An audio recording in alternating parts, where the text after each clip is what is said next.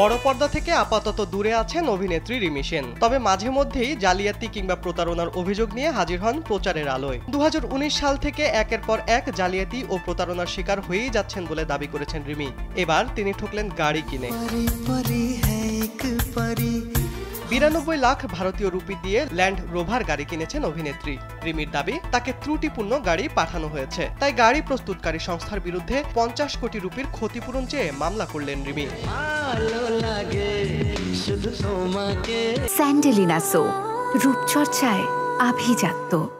জানা যায় 2020 সালে গাড়িটি কিনেছিলেন রিমি। তারপর থেকেই শুরু হয় ভোগান্তি। অভিনেত্রীর দাবি, গাড়িটি ত্রুটিপূর্ণ। গাড়ির সংস্থা যেভাবে মেরামতের কাজ করেছে তাতে তিনি মানসিকভাবে বিরক্ত হয়েছেন, তাই আইনি পদক্ষেপ নিতে বাধ্য হয়েছেন অভিনেত্রী। বাধ্য হয়েই মামলা ঠুকে দিয়েছেন রিমি। অভিনেত্রীর দাবি, তার কেনা গাড়িটির সানরুফ, শব্দ ও রিয়ার অ্যান্ড ক্যামেরায় সমস্যা ছিল। এ কারণে একবার গাড়িটি অন্য আরেকটি গাড়ির সঙ্গে ধাক্কাও লেগেছে। সে সময় অভিনেত্রী অভিযোগ জানালেও ডিলাররা নাকি তার অভিযোগ নস্যাৎ করে দেন। গাড়িটি প্রায় 10 বার মেরামত করাতে হয়েছে বলে দাবি করেছেন রিমি।